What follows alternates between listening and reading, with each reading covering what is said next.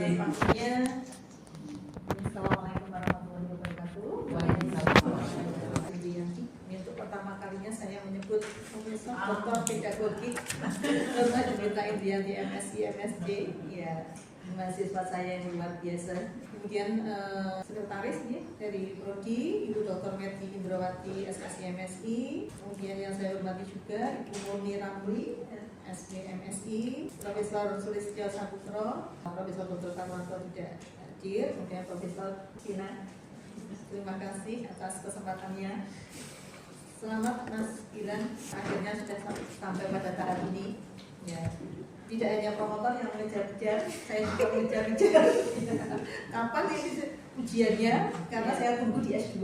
Ya, keahliannya kebetulan yang di S2 ini belum ada, ya, sehingga memang saya harapkan untuk sesegera mungkin lulus, sehingga di semester depan, nanti kalau semester ini karena penjadwalan sudah ada, sehingga mungkin semester depan mata kuliahnya baru saya keluarkan begitu ya. Kemudian hari ini adalah merupakan langkah yang sudah amat sangat baik, seminar hasil, dan tadi juga sudah disampaikan publikasinya juga sudah berapa syaratnya di sini? Satu saja sudah, dan sudah berlebih gitu. Harusnya tidak ujian kalau begitu. Jadi alhamdulillah pada kesempatan kali ini saya mengucapkan juga terima kasih atas undangannya bersama-sama dengan promotor maupun anggota pengujian lain untuk membersamai Mas Gilang pada seminar hasil ini. Sebagaimana tadi yang sudah disampaikan, jadi hasil disertasi ini saya rasa sudah dihasilkan suatu kalau kita sebut mungkin aplikasi yang memang amat sangat dinanti dan sudah teruji gitu ya, sudah teruji menghasilkan produk yang nantinya juga bisa kita manfaatkan bersama-sama, sehingga saya rasa ini adalah merupakan hasil yang luar biasa, khususnya dengan bimbingan ketiga promotor. Mas Gilang sudah dapat menghasilkan banyak karya dan juga produk yang saya rasa tidak hanya berhenti sampai di disertasi saja, ya, karena ini amat sangat aplikatif yang nanti bisa dimanfaatkan oleh semua, tidak hanya dosen, guru pun juga bisa memanfaatkan. Jadi sekali lagi saya ucapkan selamat Mas Gilang untuk hasil karyanya ini. Pada beberapa waktu yang lalu saya sudah melihat secara mungkin dari sisi soalnya, dari sisi soalnya sudah banyak saya amati dan mungkin juga banyak memberikan masukan juga, ya, sehingga mungkin pada kesempatan kali ini saya akan lebih banyak di draft disertasinya. Jadi kalau tadi saya mendengar latar belakang atau yang melatar belakangi dari produk yang dihasilkan dari disertasi ini, kalau tidak salah tadi diawali dengan adanya multi representasi ya di dalam kimia.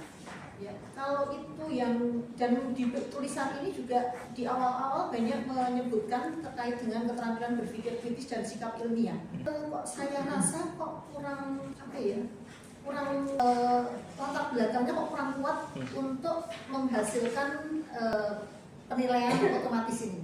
Jadi kalau saya membaca dari halaman awal dan sampai dengan di rumusan masalah ini ada separuh bagian yang kalau saya baca urut begitu akan berhenti di mana seolah-olah Mas Gilang ini akan mengembangkan model pembelajaran. Apalagi setelah di halaman 4 itu menyebutkan bahwa ada penelitian yang berkaitan dengan AI, tetapi di sini adalah di mana ada integrasi penerapan dalam model pembelajaran reflektif dan berbasis masalah seperti PBL, ini mampu meningkatkan kemampuan berpikir kritis dan transfer pemahaman secara signifikan. Ya, karena di awal kenapa kok di akhir ini menyebutkan kemampuan berpikir kritis, karena di awal ini Mas Gilang juga yang penekanannya itu adalah berpikir kritis dan sikap ilmiah. Ya, padahal yang akan dikembangkan produknya ini adalah untuk mengukur penalaran kimia. Nah, ini baru masuk itu adalah setelah, jadi sampai dengan halaman 6 saya berkesan itu adalah bahwa yang akan dikembangkan itu adalah model atau metode pembelajaran. Nah, baru yang kemudian agak menyinggung di penilaian itu adalah di halaman, ya, jadi sudah mendekati pada rumusan masalah. Ya, tetapi di sana lebih banyak mengkaji berkaitan dengan teknologi AI-nya. Ya, apakah tidak lebih baik menurut saya ya? Karena dari judulnya ini adalah mengembangkan sistem penilaian otomatis ya berbasis AI untuk mengukur kemampuan penlarang kimia mahasiswa. Ini mungkin di latar belakang yang bagian depan ini apa? Misalnya akan mengenai penlarang kimia dulu, bagaimana penlarang kimia itu dinilai atau diukur, di mana mungkin sebagian besar dosen atau guru apabila untuk menilai penlarang kimia ini tentu saja akan banyak mengalami kesulitan. Nah, kalau kita melihat dari tadi yang dimensi yang ditunjukkan Mas Gilang mengenai bagaimana kita mengukur penlarang kimia mahasiswa. Nah, sehingga kenapa mungkin jarang ya ada ya Mas yang sudah menilai penlarang kimia gitu. Di Indonesia sih belum. Ya, apalagi kan berarti. Kenapa kok tidak dinilai? Kira-kira kenapa? Karena ini hal yang baru, Prof. Hal yang Ya. baru. Terus kemudian penlarang kimia itu sebenarnya bagus, komprehensif karena dia bagian, kalau kata Talang itu bagian dari chemical thinking. Kalau chemical thinking bagian salah satunya adalah reasoning itu. Nah, karena reasoning ini yang mendasari kita belajar tentang bagaimana chemical thinking. Core-nya itu, kalau reasoningnya bisa dia mau 6 aspek yang dari pertanyaan dasar dari chemical thinking itu bisa. Nah, masalahnya adalah biasanya yang paling efektif itu menggunakan scaffolding assessment. Scaffolding assessment kan dia bertahap. Dari paling kecil pasang yang paling besar. Nah, yang paling susah itu adalah ketika scaffolding kita melihat urutan hierarkis dan bagaimana kesalahan itu dibentuk. Itu paling susah. Berarti membutuhkan tahapan yang lama juga kan? Nah, apakah tidak itu yang mungkin bisa menjadi latar belakang? Ya karena kan kenapa kita menciptakan begitu ya penilaian otomatis itu kan harapannya adalah untuk mempermudah dalam melakukan penilaian yang selama ini mungkin kalau nanti kita lakukan itu adalah menilainya itu adalah membutuhkan effort yang cukup tinggi. Ya kalau saya gitu melihatnya kan dari sana. Ya. Nah kalau tadi apalagi kalau disampaikan karena kenapa penilaian kimia ini mungkin tadi tidak pernah diukur begitu ya? Ya karena kan dari tingkat kesulitannya tadi mungkin akan lebih mudah orang menilai itu kan mungkin yang bersifat hafalan atau tadi misalnya adalah pilihan ganda begitu ya misalnya, atau kalau esai ya esai yang terbatas yang tertutup gitu yang langsung diketahui hasil akhirnya tanpa melihat dari proses berpikirnya. Nah supaya nanti para bapak ibu dosen atau guru itu mau gitu ya mau melakukan penilaian itu berarti disediakan sistem untuk menilai. Ya, kalau saya melihat dari judul mungkin di situ. Okay. Kemudian yang kedua adalah di sini langsung tertulis pada materi kimia larutan. Di latar belakang saya tidak melihat ya kimia larutan, dan kimia larutan itu sebenarnya isinya apa Mas? Karena setiap kali membaca, tahu-tahu ada larutan asam basa saja. Kemudian saya malah tidak membaca mengenai buffer dan hidrolisis di tulisan Mas ya. Tapi hanya ada konsep asam basa. Nah, yang dimaksud dengan kimia larutan di sini adalah yang mana? Ya, jadi artinya mungkin di bagian karena ada di judul ya, kecuali kalau tidak ada di judul mungkin berbeda bahwa penilaian otomatis ini dalam uji cobanya adalah tadi misalnya menggunakan mata kuliah tertentu pada topik apa itu mungkin di dalam jadi tidak muncul di depan ya, tetapi karena itu ada di judul mestinya ada mengapa kok saya memilih kimia larutan dan kimia larutannya itu adalah apa saja, karena tadi sudah menyebutkan ada 3 tadi ya pasti kenapa kok kita memilih yang 3 tadi. Kemudian untuk yang sampai sedikit ini agak tata tulis Mas. Yang tata tulis mungkin ada beberapa memang sudah saya lihat. Yang pertama adalah konsistensi font yang langsung kelihatan sekali itu adalah konsistensi pada font. Fontnya ada berbeda-beda. Kemudian karena di sini banyak istilah asing, ya, jadi istilah asingnya dan masih banyak yang perlu di satu-satu, ya. Kemudian banyak juga saya kok daftar pusaka, Mas. Kenapa ya daftar pusaka kok double-double? Apa sih alasannya? Ya, saya baru tahu ini. Tapi kok namanya kok bisa langsung aktif gitu ya? Di Mendeley bisa. Oh gitu. Di Mendeley. Karena saya pakai sistem Mendeley, otomatis dia akan merubah. Sistem Mendeley yang apa 7 terbaru itu bisa. Oh gitu. Tapi kita transfer dulu ke sistemnya. Kan biasanya kalau AB kan kalau berbeda namanya sama, tapi mungkin artikelnya atau bukunya berbeda. Tapi kok ini kok barang yang sama, tapi kok bisa dibuat A, B, C gitu ya? Itu berarti Mendeley yang disalahkan. Iya, bisa cek lagi Mendeley.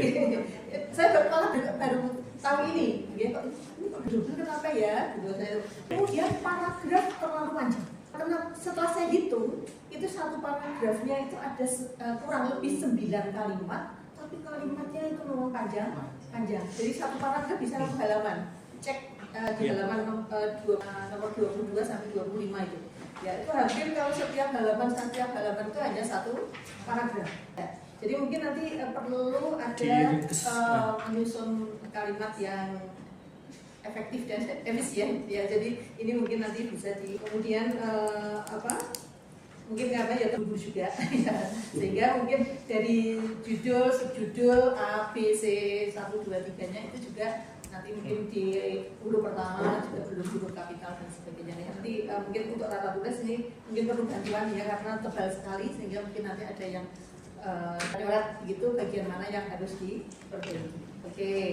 Itu dari bagian ini ya. Kemudian di bab 2 tadi ya, kalau saya merujuk pada judul, kan berarti kan di situ sudah ada kata-kata kuncinya tadi ya, sama seperti halnya di latar belakang. Sebenarnya kan kita maksudnya kan hanya di penalaran kimia dan penilaian otomatis. Kemudian kimianya juga di kimia larutan. Tapi mengapa di bab 2 kok ada hakikat IPA-nya?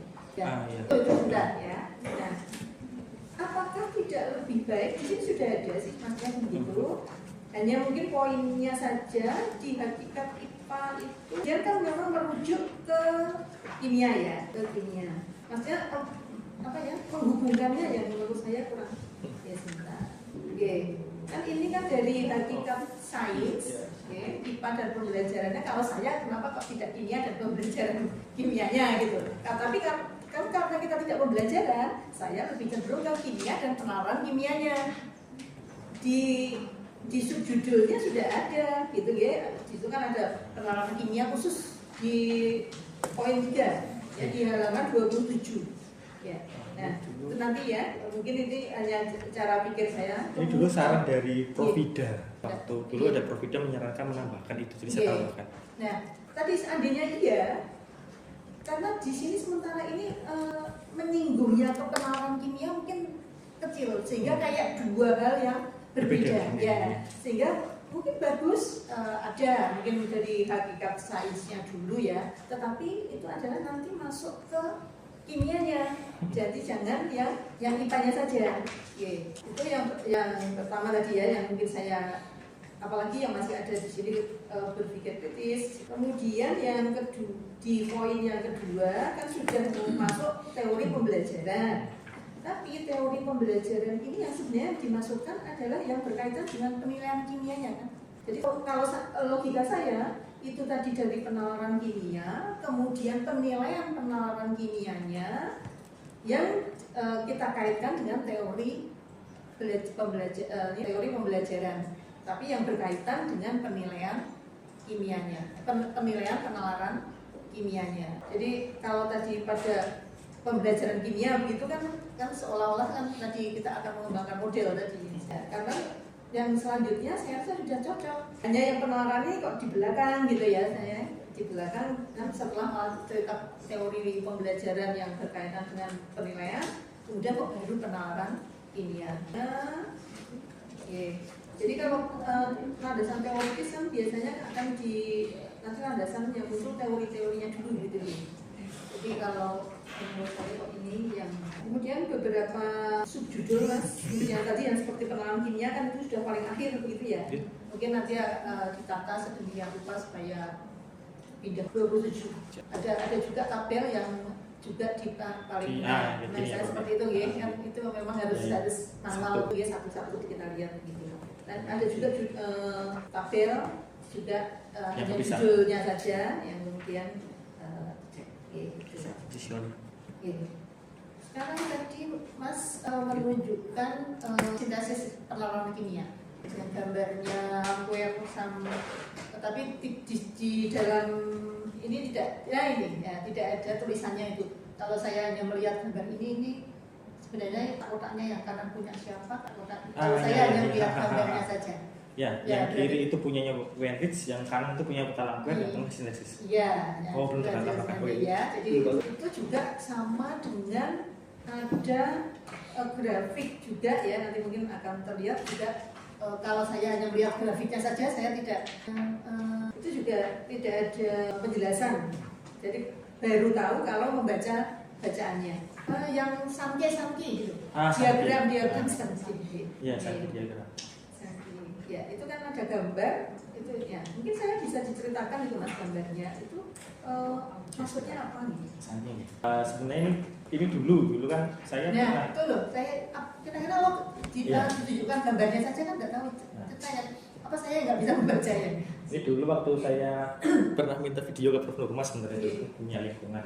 Terus dari Prof Nurma, kalau Prof Nurma ngajar kan biasanya memancing mahasiswa untuk berkomentar, terus eksplorasi. Nah, eksplorasi itu nanti setiap kata yang di Prof Nurma keluarkan dan yang mahasiswa sebutkan itu kita catat satu-satu. Kemudian kita catatkan itu maksudnya apa. Jadi pertanyaan submikro itu kan kalau itu strukturnya gimana lah. Ternyata tuh ada beberapa yang memang dia itu bisa runtut paham, dan ada yang cuma menyebutkan langsung ke submikro, langsung ke gimana, langsung ke aplikasi dari mana, atau langsung dari awal cuma apa yang dia lihat langsung ke aplikasinya gitu. Ini maksudnya analis kebutuhan. Jadi dia kualitatif research awal. Iya, jadi kan berarti analis kebutuhan. Iya. Jadi untuk tahu bahwa bagaimana proses berpikir siswa itu nggak hierarkis loh, padahal kan kalau itu penting hierarkis. Iya. Nah ini yang makanya saya tadi menangkapnya yang di awal itu kan ini nanti akan mengembangkan model pembelajaran supaya siswanya berpikir hierarkis. Itu yang saya tangkap ya. Jadi maksudnya bukan, saya pikir ini tadi akan memberikan representasi ya. Saya pikir nanti ada hubungannya dengan dalam kita menyusun penilaian otomatisnya itu. Tidak? Iya atau tidak? Sebenarnya mengarahnya ke yang kita perlukan tuh apakah kalau argumentatif kan kalau yang paling sering digunakan argumentatif ya. Argumentatif itu sebenarnya gini Prof, kita kadang nggak sekali untuk mengungkapkan kelemahannya kan. Kalau kadang musuhnya hanya waran, hanya rebutalnya atau apanya gitu kan. Kalau padahal si argumentatif itu sangat core. Kalau kita mengetahui konten itu paling enak itu, karena kita bisa mengeksplor lebih dalam. Nah, tapi yang kita lihat seperti ini, nggak semuanya muncul. Makanya kita butuh yang argumentatif tapi untuk kimia, yang bisa untuk hierarkis. Nah, makanya ada penalaran. Nah, kimia sebenarnya Petalanguer pengen gini. Saya pengen ada sebuah sistem penilaian yang dia mendukung chemical thinking, yang dia secara hierarkis dan siswa tuh nggak cuma mikir, tapi mereka juga mengungkapkan, mereka juga terstruktur lah. Itu namanya kimia. Nah, setelah kenal kimia, akhirnya saya coba melihat di mata kuliah untuk kimia lingkungan, hierarkisnya nggak ada yang cuma menyebutkan di akhir, ada yang tidak berhubungan. Berarti memang susah itulah kalau kita mau menggunakan argumentatif. Makanya option lainnya adalah kita menggunakan penalaran kimia. Logiknya sebenarnya seperti itu yang ingin saya dapatkan dari awal data analisisnya. Iya. Nah itu yang mungkin saya pahami sebagai pembaca gitu ya, membaca ini nanti akan mengembangkan model pembelajaran yang tadi mengubah supaya bagaimana proses berpikir siswa itu ya tidak hanya to the point gitu ya, hanya ke ujung atau mungkin ada yang di tengah saja atau di akhir saja kan begitu. Intinya kan yang hijau itu maksudnya yang diinginkan, yang diinginkan yang bagus gitu ya, yang bagus gitu. Berarti kalau saya beri kalau misalnya yang kanan itu supaya jelas apa saya baru tahu. Ini mikroskopis, ini simbolik, yang terakhir itu human element aplikasi. Kalau ceritanya ke kanan itu kalau Waktu itu kan di kalau nggak siklus biokimia kalau nggak salah waktu itu mata maksudnya berapa? Tabelnya saja tabelnya. supaya langsung tanpa melihat penjelasan keterangan saya langsung bisa membaca masuknya. Nah, jadi kan ini ada apa yang ada beberapa kata yang apa kejadian yang saya catat. Ada 28 kejadian. Iya. 88 ditambah 32 dia ada sekitar 110 kejadian. Tapi yang 110 itu yang menyebutkan langsung ke makroskopis itu warna, ini atau yang saya lihat atau yang saya temui atau yang tapi cuma apa lainnya langsung menyebutkan ke submikro. Itu karena partikelnya gini, karena itu ini. Jadi dia nggak langsung menyebut makronya. Jadi terus habis makro ketika ditanya lagi sama Prof Nur, dia akan langsung menuju ke aplikasi. Gitu. Tanda merah itu ini kalau yang hijau itu yang gratis, yang itu yang nggak gratis. Jadi lompat. Berarti ada beberapa yang perlu diberi apa ya? Misalnya tanda merah itu iya. bukan apa? Mungkin tanda merah tua apa? Saya tarik sini agar lebih enak. Ini sebenarnya karena HTML terus saya screenshot. Gitu. Jadi dia bisa naik ke atas sih maksud bahwa itu karena ini HTML saya screenshot susah nangkep HTML-nya. Ini kan bentuknya HTML. Ya, jadi artinya nanti mungkin perlu apa ya supaya komunikatif gitu ya dengan gitu. Oke, testnya namanya memang pakai test gitu atau gimana? Sebenarnya tes saja. Tes saja. Saya pikir mungkin ada tes. Tapi di sini kan hampir di tulisan kan tes. ada. Iya salah. Gitu kan? Iya, hanya tes. Kayaknya itu di memang di banyak tempat, maksudnya kan artinya ini namanya memang begitu atau tes. Kemudian kalau ini ada cem.com. Itu jadi kan awal dulu namanya tes. Terus dulu di web sistemnya di aplikasi itu namanya cmytest.com. Gitu. Kalau cmtest itu yang memberi nama Prof Tina, jadi saya ikut atas namanya. Kalau cmtest itu adalah basic web yang kita gunakan, dia domainnya itu. Gitu. Domain namanya cmtest. Karena kalau mau pakai cmtest didaftarkan tuh sudah ada yang pakai. Sudah ada. Oke. Kalau terus kemudian kalau sekarang sudah ada badannya, kalau misalnya saya mau pakai, bagaimana caranya? Berdasarkannya nanti bisa masuk ke sistem di sini cmtest. Di sini sudah ada. Ini tergantung login-nya sebagai apa. Jadi kita ada 3 administrator, guru, sama siswa. Kalau siswa itu dia hanya bisa mengerjakan, ini siswa contohnya, dia hanya bisa mengerjakan. Nanti dia ada riwayatnya seperti apa, dia bisa mengerjakan tes. Di guru itu dia bisa melihat hasil, buat membuat tes dan ini hasilnya contohnya yang bahkan dia bisa membuat kelas, dia bisa invite dan segala macam. Kalau di administrator dia bisa soal dan nanti bisa menentukan rubriknya. Jadi di sini ada rubriknya juga, Prof. Jadi rubrik ini contoh soal, nanti rubrik. Jadi rubrik dan jawaban satu tempat seperti ini. Kalau saya sebagai guru sudah masuk ke sistem ini, terus apa yang harus saya? Yang lakukan yang pertama adalah kita membuat soal dulu, membuat kelas, membuat soal.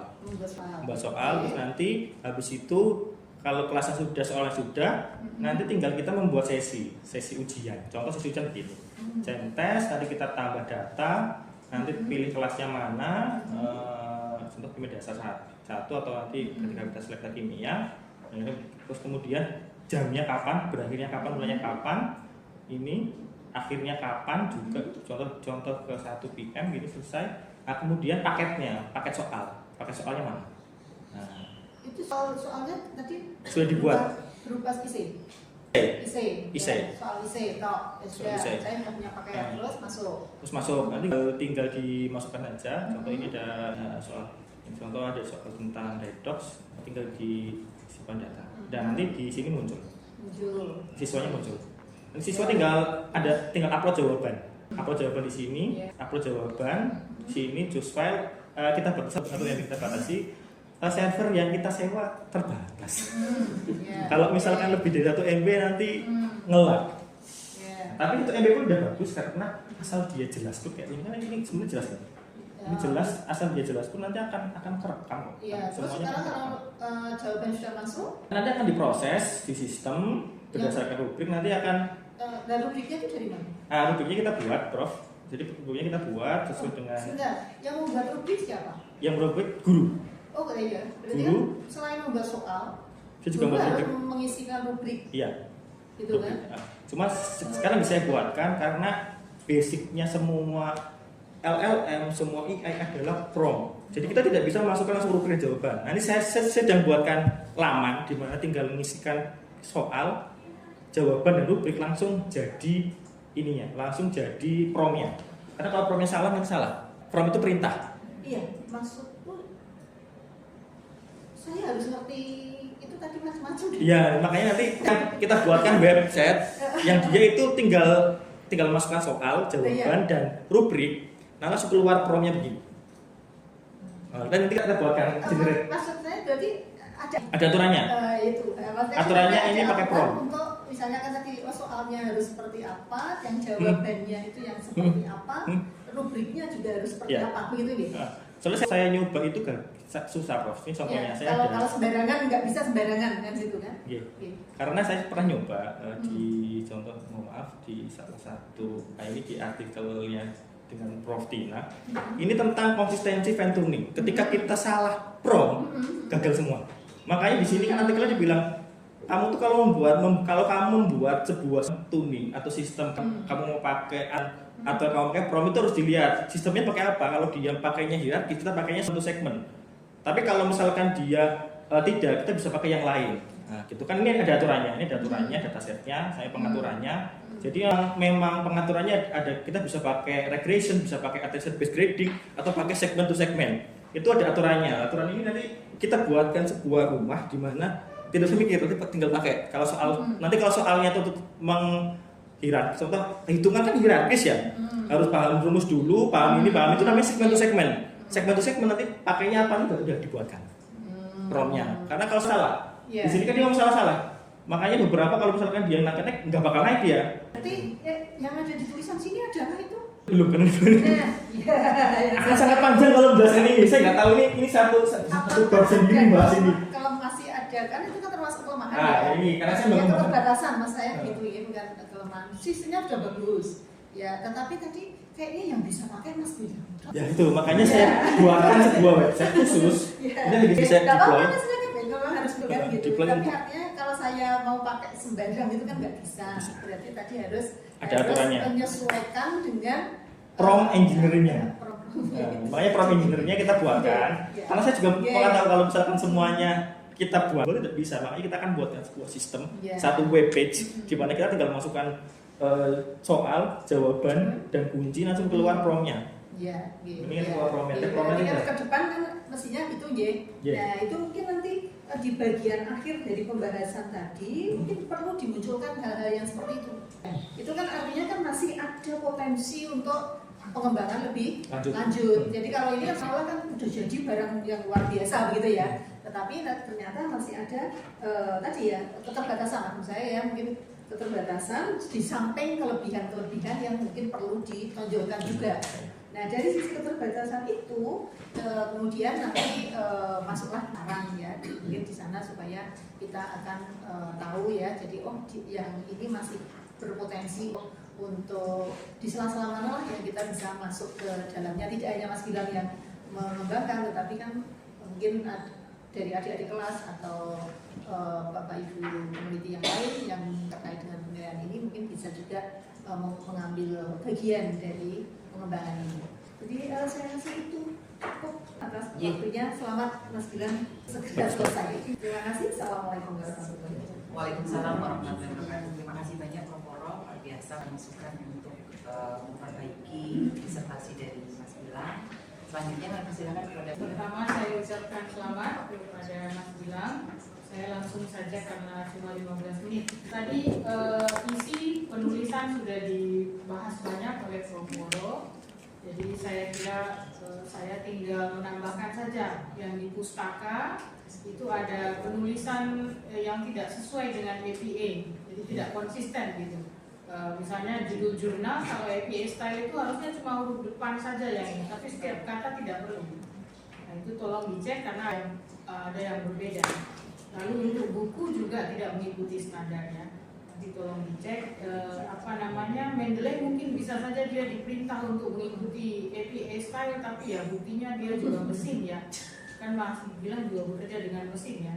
Nah itu juga mesinnya nggak selalu pinter gitu. Jadi manusianya lebih pinter untuk ngecek. Yang kedua mengenai substansi penulisan juga adalah pada referensi mungkin ya. Referensinya itu ada yang tidak ada tahun. Saya kira kalau dilacak oleh Mendeley memang dia suka mengaku benar tidak ada tahun, tapi manusia bisa cari itu tahunnya. Kemudian image yang ditampilkan banyak yang kurang jelas. Guna dari image itu apa sebenarnya? Kan tujuan kita menampilkan image adalah supaya bisa memberikan gambaran data ya, supaya kita bisa membaca datanya. Tapi kalau nggak kelihatan apa gunanya?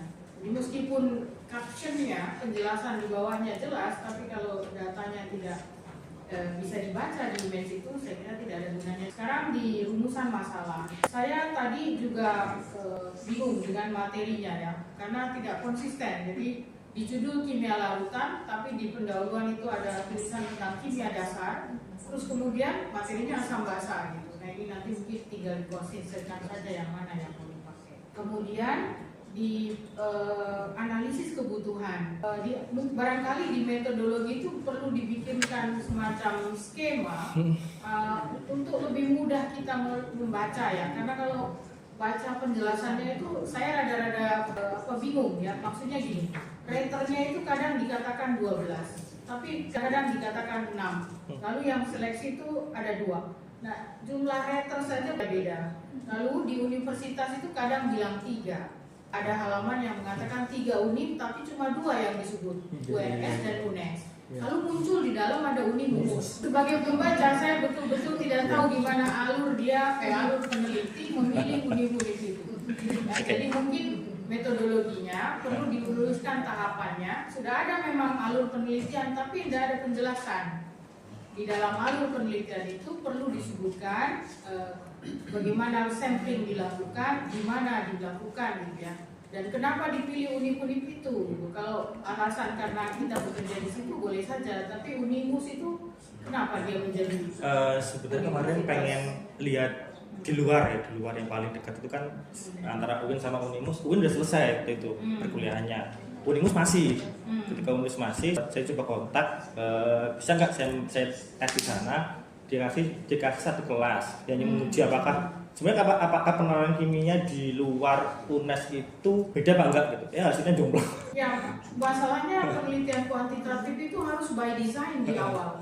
Tidak boleh berubah di tengah kan. Nah, oleh karenanya pengujian itu mestinya diputuskan di awal. Ketika memilih Unimus, apakah ada faktor universitinya atau tidak ya. Tidak Ini juga ada. menjadi sambung pertanyaannya. Kan kita juga tidak tahu apakah pemahaman asam basa dari universitas itu UNS dan UNES sama ya, konten pembelajarannya atau apanya itu sama atau tidak, sehingga apakah itu mempengaruhi nilai yang diperoleh oleh mahasiswa ya, terlepas dari mesin kita bisa membacanya atau tidak. Tapi maksud saya dari aspek homogeneity dari responden yang saya gunakan, saya perlu memastikannya. Kemudian di spesifikasi produk, saya dari spesifikasi produk itu pengen membaca dengan jelas namanya ini, produknya namanya ini gitu. Tapi di bolak-balik kenapa muncul ini, kenapa muncul terus terang saya nggak tahu namanya. Dan mungkin Mas bilang ini syarat saja, kalau presentasi itu saya kira kita nggak perlu menyebut nama pembimbing semua yang memvalidasi atau apa. Karena kalau di dalam senhas atau ujian kan menjadi tanggung jawab pribadi ya, itu mungkin etikanya gitu. Nah, jadi nama perlu disebutkan di spesifikasi produknya. Namanya apa produk itu? Ya. Terus kemudian di spesifikasi produk itu saya tidak menemukan juga keterbatasan feedback yang diberikan. Apakah ada kelemahan feedbacknya, Mas? Feedback itu pasti ada gitu, terutama kita untuk feedback di soal yang dia menjelaskan struktur itu masih sedikit lemah, masih paling lemah di situ, karena feedback itu kan kita rancang sebenarnya karena ini kan LLM basisnya adalah basis bahasa, karena bahasa dan mentransfer dari gambar ke bahasa itu. Kalau untuk struktur itu, kalau dia hanya struktur nggak ada di penjelasannya, itu akan sedikit susah sehingga feedbacknya akan berpengaruh. Tapi kalau yang untuk yang lain enggak, paling feedback yang paling agak beda itu ketika kita soal kita di hitungan hierarkis. Hitungan hierarkis itu dia bisa memberikan feedback. Cuman kalau misalkan kesalahannya itu, mohon maaf, koma itu harus karena dia koma di belakang komanya 3, komanya 2, itu yang masih lemah di situ, akhirnya feedbacknya berpengaruh. Ya, berarti itu perlu ditambahkan di bagian spesifikasi produk yang kelemahan, karena di sini kelemahannya belum ada tentang feedback. Oke, terus kemudian penalaran yang akan digunakan ini yang punyanya molding ya, yang dia adaptasi di sini. Saya pakai adaptasi punya Talangware. Oh, oke. Talangware kan mengambil reasoning, tapi reasoningnya bagian dari chemical thinking. Jadi chemical thinking itu punya bagian namanya chemical reasoning. Chemical baca. Chemical. Itu produknya juga namanya kemis, bukan chemis ya. Nanti kita salah ininya. Oke, terus kemudian kemudian ini juga apa namanya, tadi kan ada survei yang dilakukan di awal, di analisis kebutuhan ya. Iya. Nah, itu modelnya memang satu kelas disuruh ikut semua atau ada participation rate-nya berapa itu? Jadi begini, sistemnya adalah saya di akhir perkuliahan, saya minta mereka buka HP, terus nanti mereka saya kasih pertanyaan, mereka rekam suaranya, habis itu kita analisis. Oke, Dan ada yang maksud saya satu kelas itu mengikuti. Berarti artinya kelas itu dipilih secara berposisi. Sebenarnya karena semua yang dia mengikuti 2 mata kuliah kimia dasar dan mata kuliah satu lagi itu kapita selekta yang saya ambil 2 itu. Cuma di pendidikan kimia saya ngambil 3 kelas, yang di kimia itu 1 kelas. Ya, nah itu tolong dijelaskan metodenya dalam melakukan analisis kebutuhan ya, dalam memilih, kan berarti pilihannya kelasnya yang disampling ya, dengan purposif dia sudah ambil 2 mata kuliah, kimia dasar dan kapita selekta. Lalu biasanya kalau kita melakukan pengambilan data, terutama yang sifatnya itu kuesioner ataupun respon seperti itu, kita selalu perhatian pada participation rate-nya berapa, apakah seluruhnya untuk menyelesaikan itu kan berarti tidak dengan etikalnya dia kan terpaksa mengikuti karena ada di kelas itu ya. Nah itu juga perlu dijelaskan, mereka setuju untuk mengikuti riset ini atau ya, concern form-nya perlu dipastikan gitu ya. Kemudian saya langsung saja di bagian yang apa tadi ya, analisis BKD, itu metodenya gimana ya? Jadi gini, saya kan kalau di UNS beberapa saya ada beberapa dosen yang saya minta untuk saya buka HP, terus saya berikan beberapa pertanyaan, terus mereka langsung kalau ini kurang banyak berapa gitu kan. Kemudian habis itu kita artinya dosen itu mengetahui bahwa dia sedang disurvei. Tahu, tetapi kan setiknya saya pakai storytelling, jadi dia langsung wawancara. Storytelling, oke. Masalahnya dia muncul di hasil, tetapi tidak muncul di metode. Oke. Ya. Jadi ada beberapa part di hasil muncul, tapi di metodenya itu tidak ada penjelasan bagaimana itu dilakukan. Nah, kita perlu sekali, meskipun mungkin metode yang kita gunakan itu kesannya wajar ya, wawancara dan sebagainya, tapi perlu ada penjelasan metodenya yang clear karena ini riset ya. Kemudian di kesimpulan gambar grafik dulu, saya agak bingung dengan warni grafik ini. Hampir semuanya menunjukkan kayak asam basa ya. Gambar 30, gambar 29, gambarnya banyak banget ya Mas, 28 gitu. Apakah ada perbedaan dari makna gambar warna itu? Gambar 28, 29, 30. 28. Oh, ya. Nah ini Mas, asam ini validasi isi itu di materinya asam basa, ini materi buffer, ini materi hidrolisis. Nah, ini batas ikonnya di sini. Itu yang menunjukkan. Saya pakai tabel, kalau di ambang kan jelas. Saya nggak pengen. Ya, artinya ini warna nggak perlu kan? Enggak, itu yang bedakan toh. Nah, tidak ada gunanya karena kalau di fotokopi juga hitam putih tidak tahu apa maknanya gitu ya. Yang pasti dia tidak mencerminkan apa-apa warna itu, sehingga mungkin perlu rada diperhatikan juga mana yang harus ada warna, karena memang dia ada penjelasan. Seperti misalnya gambar 36, 35 itu perlu ada warna, tapi yang lainnya tidak perlu. Karena banyak sekali data yang muncul, gimana caranya supaya orang bisa highlight mana data yang memang diperlukan, mana yang seharusnya dimasukkan ke lampiran saja. Mungkin perlu penelaahan di situ. Kemudian terakhir kesimpulan. Di kesimpulan itu di rumusan masalah, tadi saya lupa, di rumusan masalah itu kan cuma ada 3 rumusan masalah. Padahal kerjaannya banyak banget, yang dijawab juga banyak banget gitu ya.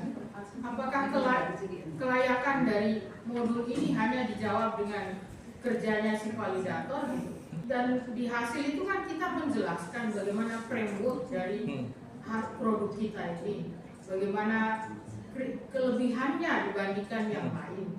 Nah itu harusnya dijadikan sebagai rumusan masalah yang pertama menurut saya.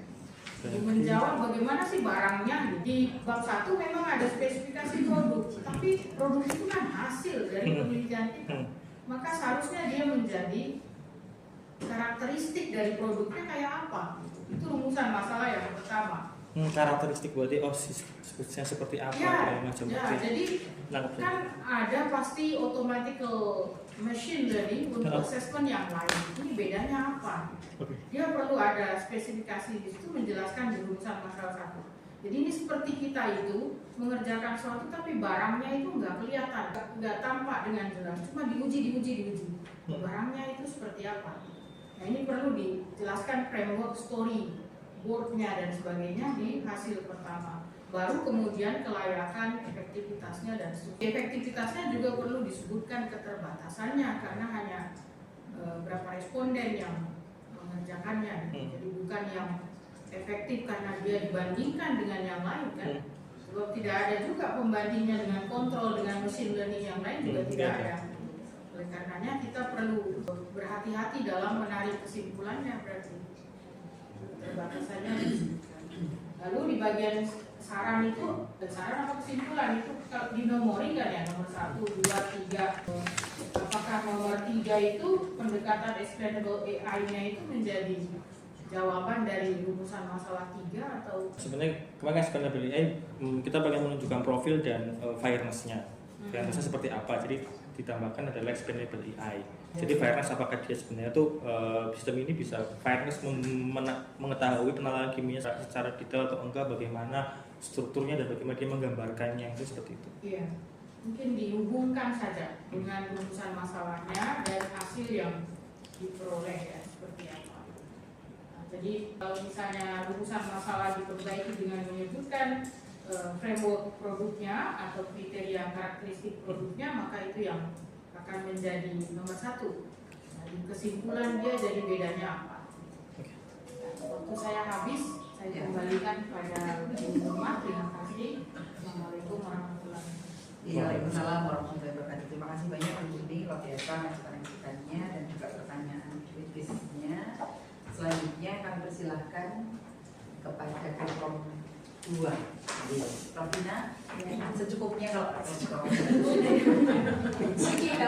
ya. Baik, terima kasih. Assalamualaikum warahmatullahi Waalaikumsalam.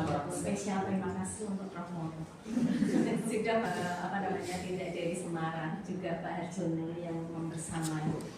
Selamat untuk Mas Gilang, tentu akhirnya telah kejar-kejar terus ya sampai juga di tahapan ini. Ada beberapa, yang pertama saya mau protes dulu. Ini persembahan kok bapak itu, istri dan anak itu ada karena mertua, ada karena mertua. Siap. Nah, kemudian kata beliau juga ini fontnya ini sepi, halaman itu fontnya jadi kecil, ukuran fontnya jadi kecil, betul Prof. Fontnya beda-beda. Kemudian berikutnya adalah yang ini Mas, di bagian yang sintesa teori tentang penalaran kimia. Jadi yang digunakan 2 itu ya? Ya, Bentis dan dalam P. Ya, oke. Tetapi saya dari hasil sintesa teorinya Mas Gilang, saya belum nemu definisi konseptualmu di penelitian ini tentang penalaran kimia. Ya, sudah diuraikan nih dimensinya apa, tetapi dasarnya kan dari konseptual dulu ya. Jadi dari sintesa teori itu kita menghasilkan definisi konseptual. Baru kemudian kita menjelaskan tentang dimensi-dimensi yang kita gunakan. Itu ya Mas, saya belum itu. Kemudian berikutnya adalah setelah kita definisi operasional kan? Ya. Baik, kemudian berikutnya adalah setelah Mas Gilang mengembangkan butirnya, ya kan? Kemudian di sana dilakukan setelah focus group discussion, kemudian ada pengembangan butir, ada focus group discussion, terus ada uji coba terbatas. Nah, fokusnya awal kan berarti di sini ada dua ya, ada mengembangkan tesnya, ada mengembangkan instrumennya. Nah, untuk uji coba terbatas ini perannya apa? Kita ingin tahu bahwa si soal itu yang pertama keterbacaannya, terus kita uji coba sehingga kita kredibilitasnya daya-dayanya sesuai belum, kemudian terutama di keterbacaan sistemnya, apakah sistemnya itu ada masalah atau tidak. Nah, di uji coba terbatas ini siapa yang membaca sistem? Yang membaca sistem itu mahasiswa ini kebetulan mahasiswa semester tinggi yang saya pakai untuk nyoba sistemnya dan mencoba sistem, mengerjakan sampai menyatakan bahwa bisa digunakan. Begitu ya. Baik, tadi betul bahwa di uji coba terbatas itu perannya memang keterbacaan. Jadi satu, apakah butir-butirmu itu bisa dipahami dengan baik oleh para calon peserta didik yang nanti akan kita kenal tesnya. Kemudian yang kedua itu tentu adalah sistemnya. Nah, ini jumlah peserta uji coba terbatas itu 30. berapa? 30. Nah, kalau 30 menurut saya tidak pas dan memang tidak pada tempatnya ketika uji coba terbatas itu sampai dengan dianalisis daya bedanya, tingkat kesukarannya, di samping tidak cukup data itu juga tidak perlu, dia juga belum perlu ke situ. Tapi di uji coba terbatas itu betul-betul kita ingin ngecek apakah prototipe produk yang kita hasilkan nanti betul-betul bisa dipahami oleh para calon pengguna, baik itu pelajar maupun peserta didiknya. Meskipun kita sudah melalui tahapan focus group discussion, sudah ada praktisi, sudah ada pakar, begitu. Tetapi karena bahasanya itu badan itu berbeda, karena saya pernah mengalami sendiri, ya. Jadi ada MR, anak-anak tuh ngertinya MR bro. Padahal oleh ahli saya disarankan beda antara saya dan senyawa kovalet. Ada masa molekulatif, begitu. Tetapi ketika saya coba ke uji coba terbatas, gak mudeng itu anak-anak. Bu ini apa toh? Kok masa molekul relatif, masa rumus relatif begitu. Boleh saya beri contoh. Urea dapatnya 60, ANAH dapatnya 40. Itu kan MR. Kenapa susah sekali diberi kalimat itu? Nah, maka ini pentingnya uji coba terbatas itu di sini. Jadi kata pilihan itu kita sesuaikan dengan bahasanya mereka daripada mereka nggak mudah begitu. Ya, jadi yang di sini yang daya beda juga tidak perlu diuji coba terbatas, apalagi memang sedikit sekali ya jumlah sampelnya. Baik. Kemudian yang berikutnya ini tentang validitas konstruk. Ya. Nah ini diperoleh kan di uji coba luas ya. Luas, betul. Ini sudah banyak ini tentunya. Ya. Yang pertama itu adalah saya belum melihat ada KMO seluruh butir. Yang ada di situ KMO dari dimensi. Jadi yang kita perlukan di awal adalah KMO variabel. KMO variabelnya belum muncul begitu. Kemudian berikutnya lagi adalah terbentuknya ini Mas, bukti terbentuknya faktor atau bukti terbentuknya dimensi yang saya juga belum melihat. Betulkah bahwa setelah dianalisis faktor itu bahwa dimensi yang kita desain di awal itu memang muncul sesuai dengan rancangan kita. Itu yang belum saya. Nah ini sebetulnya ada, tapi di halaman mana itu? Saya gambarkan di gambar 49 tuh. Nah itu gambarnya tidak membuat saya paham. Justru dengan gambar yang tadi, tabel. ya dengan tabel yang tadi itu justru familiar kami, gitu. Justru familiar auto bahwa memang pembentukan dimensinya terpenuhi, gitu. Itu yang muncul mestinya setelah KMO variabel ini, Mas. Iya betul. Kan variabel di atas. Ya, terus kemudian yang bentuk bentuk konstruk pakai gambar tadi. Ya, beda jenis nggak tahu. Yang Mas Gilang munculkan di slide tadi, ada di slide-nya. Ada di slide-nya. Ini Pak. Nah itu, setahu saya yang paling depan itu adalah variabel, Mas. Yang paling depan sama itu adalah variabel dulu, baru kemudian dimensi. Kalau ada subdimensi silakan, baru kemudian Soal ini. ya, karena kita kan di sana itu ini adalah upaya kita untuk membuktikan bahwa memang variabel kita itu tersusun oleh konstruk yang sudah kita bangun di depan, dan kita buktikan bahwa ini benar bangunan konstruk kita itu, gitu ya. Jadi di depan itu ada variabel itu yang paling depan, gitu ya Mas ya. Ya, baik. Kemudian terakhir. Nah, coba Mas, coba ditampilkan campusnya yang ada jawaban peserta didik yang nah, baik. Selain tulisan tangan kan bisa siswa input di sistem ya? Bisa. Saya justru kurang suka yang siswa input di sistem. Kenapa? Saya mengkhawatirkan karena ini kan modelnya online kan ya? Iya. Modelnya online, kemudian kita kan tidak di log kan? Nah, saya khawatir soalnya tak copy, kalau ke ChatGPT, dapat kan? Hasil ChatGPT tak bawa ke sistem. Bagus nilai saya. Dia bilang, bagus nilai saya, tapi kita nggak ngumpul peserta didik ya. Saya justru lebih senang ini. Saya justru lebih senang ketika peserta didik itu menulis, ya kan? Karena memang dari menulis itu kita bisa mempelajari banyak hal. Ya, itu. Nah, sekarang saya yang ingin tanya begini, sistemnya ini itu akan memberikan hasil yang beda enggak? Tulisanku itu elek, tulisannya Profesor Wanto api, itu skornya beda enggak? Skornya beda enggak gitu loh. Oke. Nah, skornya sama, oke, berarti sistemnya bagus. Tapi ternyata itu besarnya skor yang dihasilkan itu juga beda karena tulisannya beda lah. Muridnya dhewe tulisannya kayak sing elek, sing rasa diwaca. Nah, kok Jojo jangan-jangan itu skor yang diberikan itu menjadi berkurang ketika sistem nggak bisa baca nih sebetulnya tulisanmu gitu. Jadi maksudku adalah begini Mas, akui saja itu sebagai kelemahan dari campus kita gitu.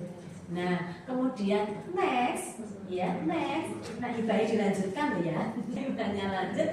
Itu ada satu lagi yang perlu kita munculkan adalah dia itu kalau memang tidak bisa membaca tulisannya, dia kasih warning bahwa tulisan tidak terbaca. Jadi tidak kasih angkanya ngawur, gitu loh. Tidak kasih angka tapi ngawur, bukan itu sebetulnya begitu. Nah, itu dibaca ini. Nah, kan masih bisa baca. Tapi kalau tulisan yang lebih jelek lagi kan ada. Ada tulisan yang lebih jelek lagi ada. Nah, saya ingin dicek apakah itu menjawab yang sama, yang kualitasnya sama, tapi sisi tulisannya api bedaki untuk sisi tulisannya cekeran kita. Nah, cekeran kita enak. Nah, tulisannya cekeran kita itu loh. Kita sendiri selaku dosen kalau baca tulisan gitu gemes ya gitu. Ini problem. Nah, sistem kita itu bisa jangan sistem kita itu ketika tulisannya elek itu dia itu memberi angka, tetapi sebetulnya bukan hasil jawaban yang dia baca, tetapi hasil dari apa ya? Dari randomisasi atau apa gitu loh Mas yang saya khawatirkan. Bisa nggak nanti dibuat begitu? Jadi kalau memang dia nggak mampu membaca tulisan itu, jadi dari di capture kemudian masuk. Kalau memang dia nggak bisa baca, dia kasih bendera putih dong. Tulisan ini tidak bisa dibaca melalui sistem. Begitu. Itu tantangan terbesar sebenarnya. Itu juga ya gini sebenarnya ada solusinya, tapi kita pakai third party-nya pakainya GPT. Jadi setelah di OCR, GPT akan mencari benar nggak sih OCR-nya. Cuma masalahnya GPT itu, kenapa saya tidak menggunakan GPT? GPT itu manipulatif, karena GPT sangat manipulatif. Dia punya sistem manipulasi. Jadi saya bertahan di BERT itu tidak manipulatif. Jadi apa yang dia hasilkan ya itu gitu. Kalau GPT itu manipulatif. Nah, masalahnya adalah pelatihan data agar bisa di sini itu sangat susah. Kemarin saya debat sama human scoring mengenai tulisan jelek. Kalau dua orang menilai tulisan jelek itu hasilnya beda. Iya. Akhirnya mereka pakai sistem gimana? Oh ternyata sistem itu lebih dia lebih lomo daripada manusia kalau tulisan jelek. Karena dia benar-benar akan mengkonstruk dan akan memberikan perkiraannya, itulah yang sedang saya pikirkan. Karena beberapa tulisan jelek seperti ini, kayak ini kan beberapa ada yang tidak runtut itu ya. Itu sebisa mungkin akan dia tokenkan, namanya tokenisasi. Jadi di tokenisasinya itu kayak tipe salah apa, dia akan mencari kira-kira kata itu miripnya kemana. Miripnya kemana akan dia transformasikan masalah itu. Tapi kalau misalkan dari 10 kata dalam 10 huruf dalam satu kata itu hilang 5-nya nggak kebaca, itu problem. Plus ketambahan dengan tulisannya dia itu tegak bersambung, itulah yang menjadi masalahnya. Ya, jadi maksud saya begini Mas, mungkin perlu kita coba bocah beberapa penulis hal yang sama. Nanti kita pilih tulisan ono sing apik, ono sing elek, begitu sing susah dibaca, masukkan. Caption masukkan di situ. Hasilnya sama apa enggak? Gitu. Jadi dari situ nanti kita akan tahu bahwa ternyata sistem itu tidak masalah mau tulisan jelek, mau tulisan apa, yang penting dalam satu kata itu tidak hilang beberapa huruf, tidak terbaca, tetap bisa membaca. Sehingga itu menjadi kelebihan kalau memang seperti itu. Tapi kalau memang tadi saklimo tulisan yang elek banget, elek, rapati elek, apik banget kayak gitu, ternyata hasil persekorannya beda. Nah, itu kita bisa oke, itu kita mengakui bahwa itu kelemahan ini, maka itu bisa nanti antisipasinya pakai ini, gitu loh Mas. Ini PR lumayan. Baik, saya suka ngasih PR Mas. Gimana teman Matur sangat Prof. Tina. Selanjutnya Prof. Saranto sampun rawuh, tapi langsung diberikan waktu langsung. Terima kasih, Mbak. Assalamualaikum warahmatullahi wabarakatuh. Waalaikumsalam. Selamat datang. Beberapa hal ini Bu Meti. Pertama saya sampaikan apresiasi nih Mas. Sudah lama nggak kenalan terus. Selamat, ini sudah masuk pada seminar hasil ya untuk penelitiannya Mas Gilang. Nah, beberapa hal kalau saya lihat ini naskah disertasinya tebel biang ini luar biasa, sakren tujuh Mas. Baik, untuk bagian inti saja yang pokok-pokok untuk disertasi kan sampai pada 186 halaman ya. Dengan banyaknya halaman itu juga memiliki peluang kesalahan tulisnya juga banyak Mas. Jadi kalau nanti kesalahan tulis itu tidak muncul di naskah yang begitu tebal ya. Nanti mau menggunakan software apakah yang paling sebenarnya misalnya Google Doc gitu kan. Nanti kan sudah deteksi mana yang hurufnya kurang, yang tanda bacanya tidak nempel dengan kata, itu kan sudah mendeteksi ya. Terdeteksi. Apalagi ini kan membuat software, ini kita menggunakan software yang sudah ada di sini.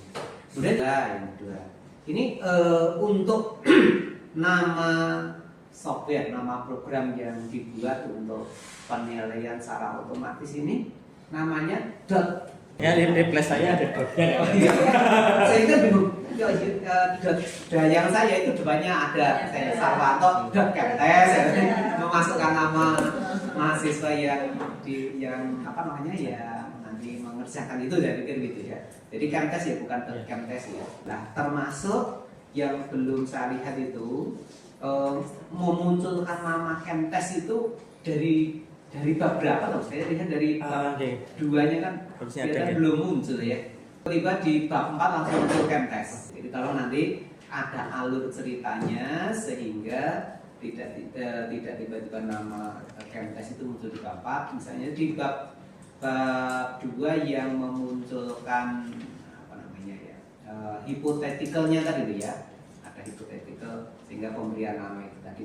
Kemudian yang ketiga ya, ini kalau saya lihat dari data, karena ini kan bicaranya tentang seminar hasil ya, bicara di hasil penelitiannya untuk menjawab rumusan masalah yang pertama yang berkaitan bagaimana dengan kelayakan ya, validitas itu informasinya cukup banyak, detail sekali gitu ya. Nah, tapi begitu keefektifan dan ke profil mulai bab 3 itu minim sekali informasi yang berkaitan dengan yang dimaksud dengan keefektifan, kemudian profil mahasiswa yang diukur dengan menggunakan software yang dibuat tadi ya, sistem penilaian otomatis berbasis kecerdasan buatan itu minim sekali. Maka saya mohon nanti di bagian dari bab 3 itu tentang metode penelitiannya ya, yang mengukur efektivitas dan profil itu nampak detail di bab 3. Demikian juga nanti yang di bab 4. Kalau di bab 4 bagian pembahasan ini sudah ada. Tetapi yang bagian data hasil penelitian, bagian yang efektivitas dan profil itu tolong nanti bisa dibuat secara ya kelihatan lah bagi orang yang membaca. Kalau Mas bilang sendiri kan udah tahu ini semuanya itu ada manfaatnya, tapi bagi orang yang membaca itu agak, saya sendiri yang membingung, aku masih bingung ya, di mana letaknya data untuk keefektifan nanti batasnya di mana, kemudian data profil mahasiswa yang diukur dengan menggunakan Kemtes itu dari mana sampai di mana, ini belum ada. Jadi tolong nanti dimunculkan di situ. Kemudian kaitannya dengan ini profilnya Mas, profil mahasiswa yang diukur dengan Kemtes. Nah, ternyata ini ya gambarnya. Ya. Jadi karena kalau saya masukkan semuanya bisa berlembar-lembar, saya juga bingung bagaimana cara membuatkannya. Jadi saya simplifikan dengan seperti ini aja. Jadi saya clustering.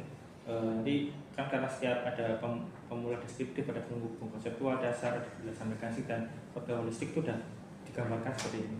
Itu sudah muncul dari output dari Kemtes itu?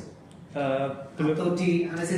Saya terpisah karena kalau masuk itu saya perlu database yang tambahan, karena di sistem kan database-nya yang saya sewa itu baru 4 gigaan gitu.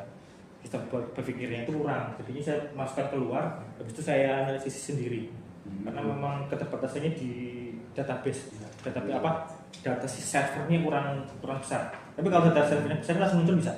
Ya, maksudnya kan begini, karena sistem yang dibuat atau program yang dibuat ini kan untuk membantu dosen ya, bukan membantu mahasiswa ya, membantu dosen untuk menganalisis bagaimana kemampuan penalaran mereka.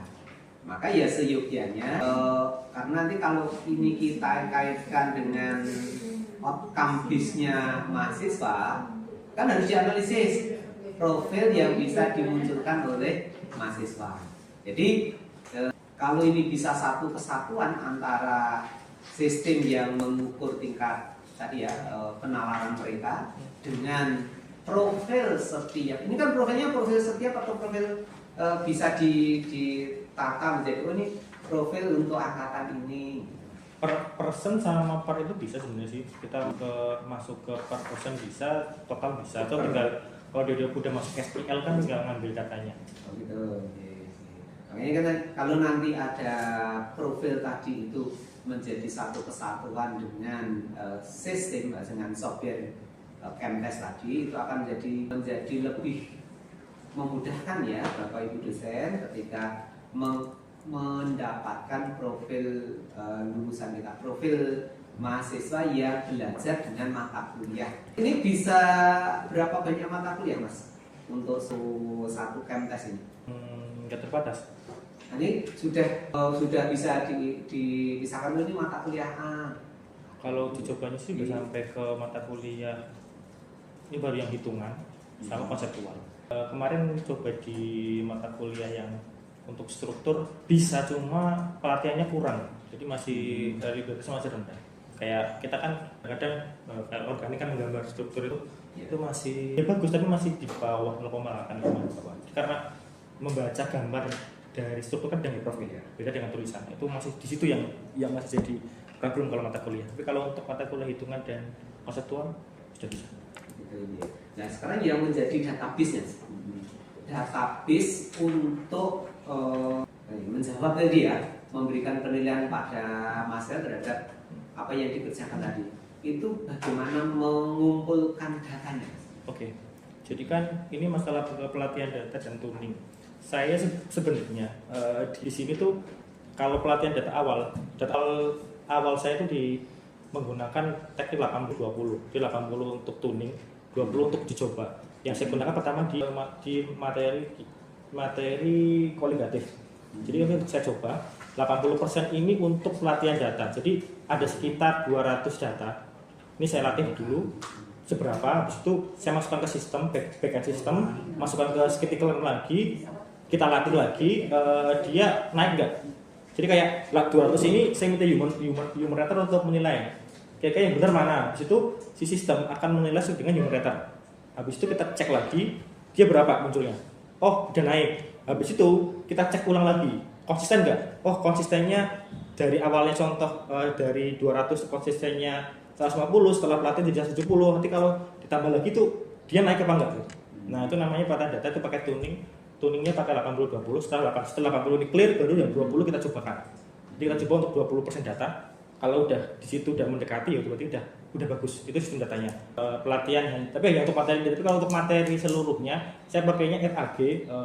Jadi RAG dikonekkan dengan database. RAG itu semacam, saya punya buku general chemistry, ada sekitar 12 general chemistry. Kontennya kita masukkan ke sana, kita masukkan konten. Habis itu sebagai dasar base. Nanti kita kasih pertanyaan di situ ngonek nggak?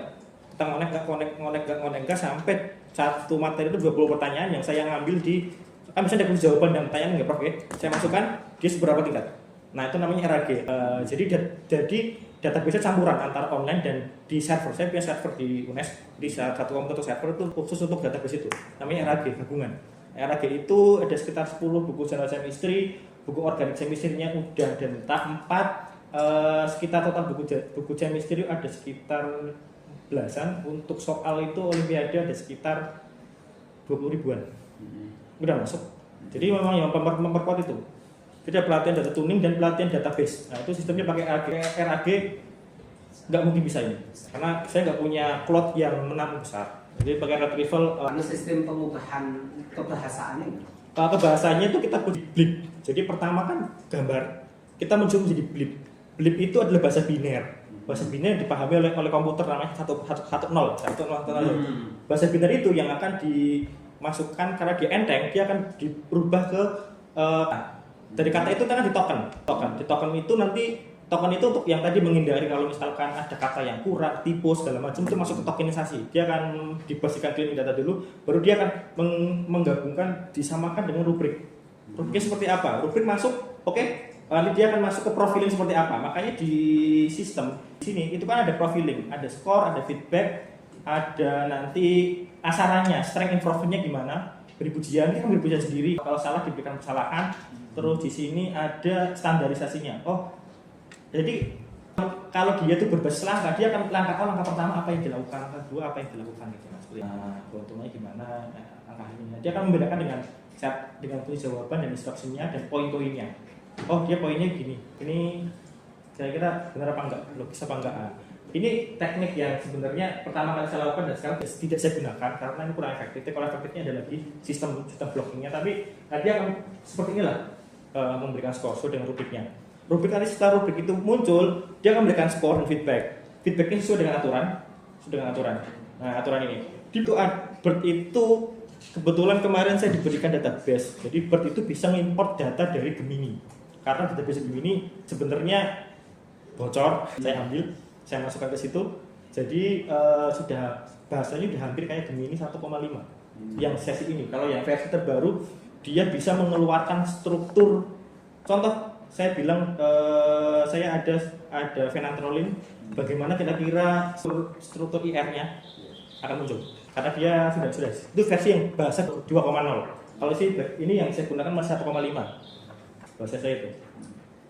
Terakhir nih, kaitannya dengan ini kan penggunaan AI ya.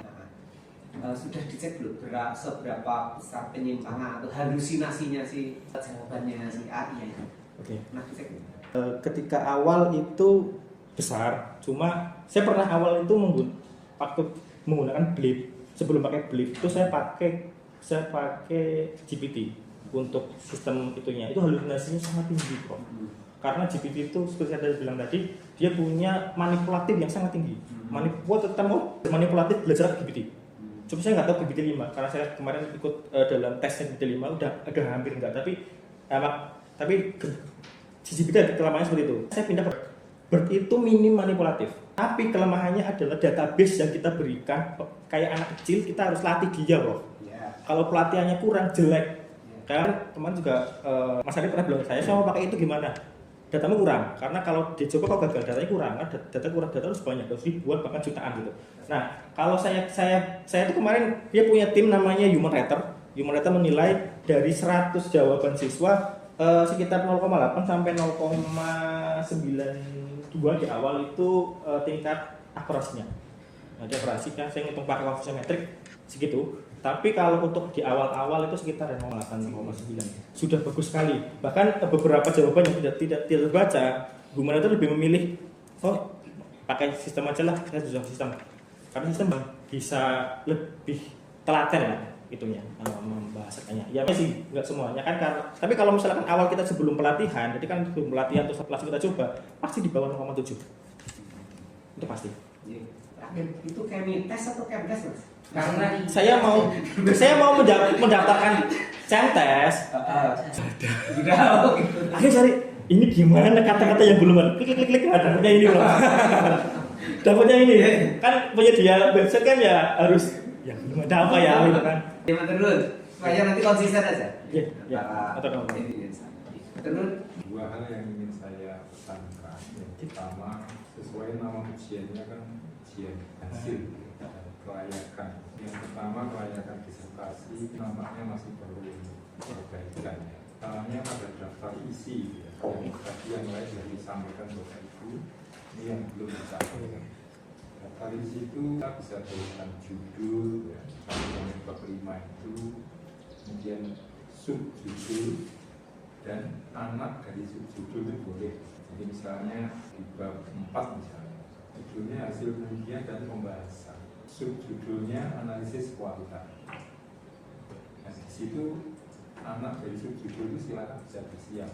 Nah, kalau yang A tadi analisis kualitatif, yang B juga tidak pakai analisis tapi langsung ke kualitatif. Nah, ini termasuk secara umum adalah konsistensi. Kalau ada daftar isi, daftar gambar, daftar tabel gitu, tapi daftar lampiran belum ada yang istilahnya. Itu perlu juga kenapa? Dengan lampiran sebanyak ini, kalau nggak diberi tabulasi itu orang membaca ini lampiran berapa ya, berapa ya, jadi susah. Oke, berikutnya pilihan font dan juga font size itu belum konsisten. Dalam satu naskah kalau bisa mau pilih sama, masuk font size-nya juga sama. Perlu difokuskan dalam hal ini termasuk deskripsi dari produk. Produk ini harus detail. Misalnya tadi seseorang tidak bisa menggunakan Kemites tadi, maka dia harus ada kemudian harus ada soal uraian, itu bukan soal multiple choice tapi uraian. Dia juga pertemuan lain yang dibutuhkan untuk bisa mengakses Kemites ini. Harapan kita kan setelah didesain, maka produk ini kan bisa digunakan oleh para pendidik ya, baik teman-teman guru di sekolah maupun Bapak Ibu. Mungkin harus ada yang tadi klaster penalaran peserta didik, itu perlu didetailkan. Ini yang merah ini apa sih, yang biru ini apa sih, kemudian kenapa bentuknya begitu.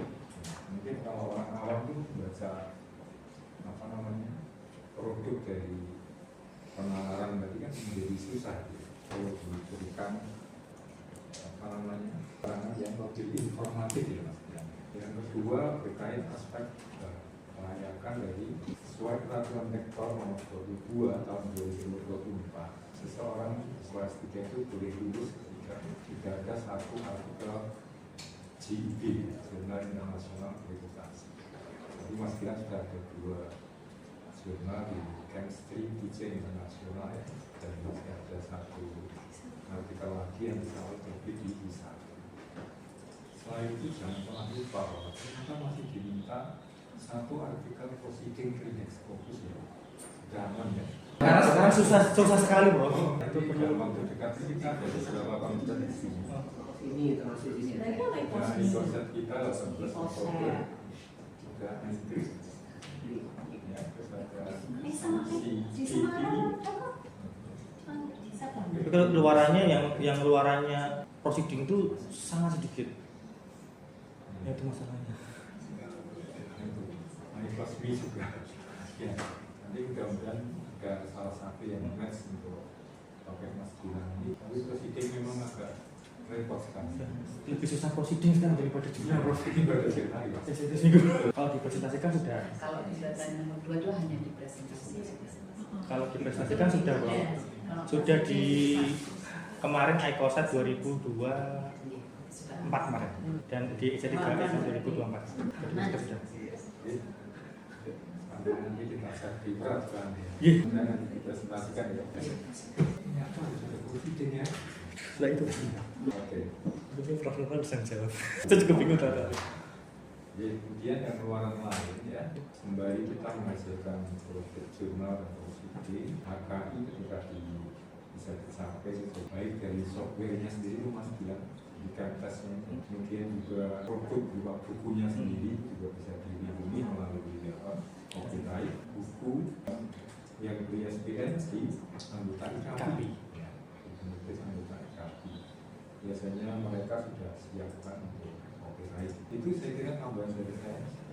Terima kasih Bapak Ibu Mas. Teman-teman sangat tertulis penguatan ya untuk Mas Gilang selaku rektor ya untuk Mas Gilang. Selanjutnya sebelum saya ke Bu Meti dari perwakilan Prodi ada dari peserta, saya persilakan. Iya. Ada dua, satu lagi monggo. Oh enggak ada, monggo. Berarti monggo berarti. Jadi menurut Mas Gilang saya ingin bertanya, mungkin bagi saya ini sangat menarik ya, karena tidak semua orang memiliki kemampuan digital seperti Mas Gilang. Ya. Saya ingin bertanya seputaran ketika nanti saya menjadi seorang dosen akan mengaplikasikan sistem penilaian. Nah, penilaian yang Mas Gilang buat itu kan dalam bentuk LSM ya, LMS ya. Tapi pro-nya itu bantuan AI, begitu ya. Nah, cuman di situ saya tidak penjabaran dari penalaran di dalam pro-nya. Jadi di situ cuma ada pre-filling literasi saja. Nah, sedangkan penalarannya itu belum bisa dibedakan. Tadi kan sesuai dengan dimensi yang Mas Gilang buat ada beberapa, seharusnya itu muncul di pro-nya, begitu. Nah, di situ tidak muncul, dia termasuk dalam bagian penalaran ilmiah yang mana, gitu. Terus kira-kira apakah perlu hasilnya itu diberikan lagi ke mahasiswa agar sifatnya lebih transparan dan pasti mahasiswa bisa istilahnya melihat feedbacknya apa yang kurang gitu, apa yang harus diperbaiki begitu. Apakah perlu untuk diberikan lagi ke mahasiswa? Karena biasanya kita menilai itu hanya diberikan nilai saja ke mahasiswa, tapi proses penilaian itu biasanya kita sendiri yang tahu. Mungkin itu saja yang ingin saya sampaikan. Terima kasih. Terima kasih. Berarti langsung dijawab aja untuk Mas Gilang. Oke, kalau untuk feedback langsung bisa dilihat oleh siswa setelah mereka mengerjakan, finish sudah dilihat kira-kira sih. Nah, seperti ini ya. Nanti dia bisa melihat kurang lebihannya apa, skornya bagaimana. Jadi setelah dia lihat, dia bisa lihat. Yang kedua, kenapa di prom itu nggak masuk? Soalnya kan kita proses terpisah gitu. Setelah itu baru kita periksa per masing-masing maksudnya apa. Karena ini kan, ini fokusnya kan yang pertama itu tentang mekanistik. Dia menyiapkan feedback mengenai mekanistik. Sudah di promnya udah ada, mekanistik dia kurangnya apa, di bawahnya udah ada. Cuma memang untuk mengenerate 100% seperti yang kita inginkan nggak bisa. Jadi yang kita antisipasi adalah kelebihannya itu. Kalau kelebihannya apa, nanti kan kita kasih di profilingnya baru kita masukkan. Gitu.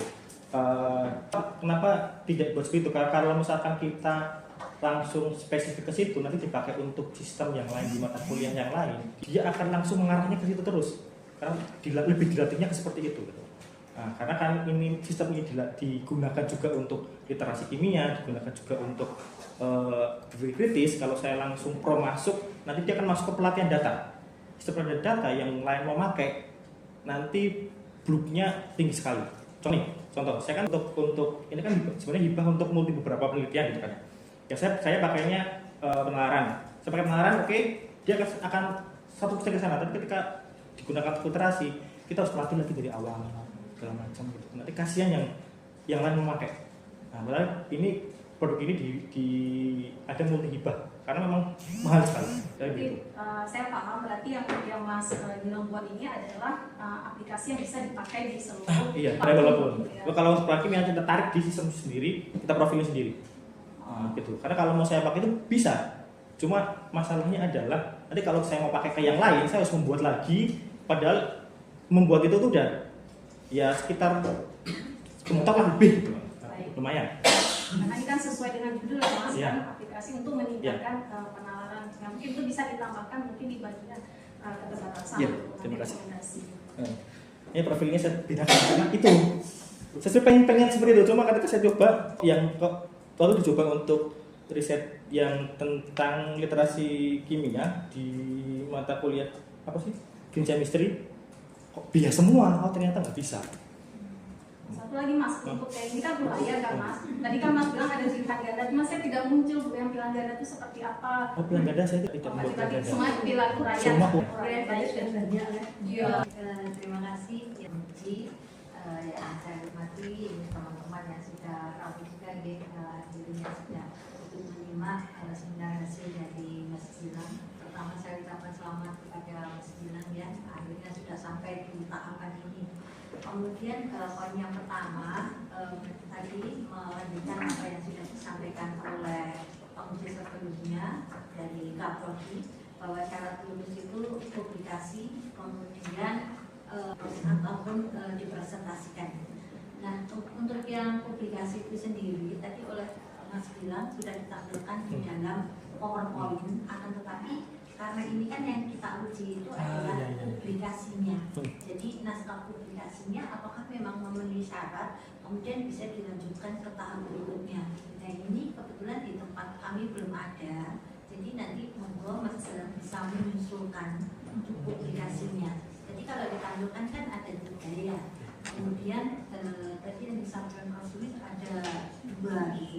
Nanti mana yang akan dipergunakan sebagai prasyarat untuk kelulusan, atau misalkan di lampiran nanti saudara bisa menambahkan publikasi yang sudah dihasilkan dan termasuk penjelasannya. Kemudian untuk syarat yang kedua terkait dengan proceeding, apakah nanti cukup dipresentasikan ataupun perlu sampai publikasi dari proceeding. Nanti apapun progres yang sudah saudara lakukan, jadi saudara menyampaikan sudah ada 2 kali untuk presentasinya. Nah itu nanti silakan bukti-buktinya bisa saudara lampirkan. Sertifikat betul. Iya, sertifikatnya bisa. Ya, jadi nanti bisa kita telaah. Atau mungkin habis ini kalau mau ada langsung interviewnya gitu. Tapi menyusul di perbaikan ya, jadi saudara lengkapi. Kemudian terkait dengan substansi, ini menarik sekali yang sudah saudara lakukan ya, luar biasa. Jadi sudah sangat luas serta mendalam. Banyak sekali yang saudara lakukan di dalam mengembangkan sistem penilaian otomatis.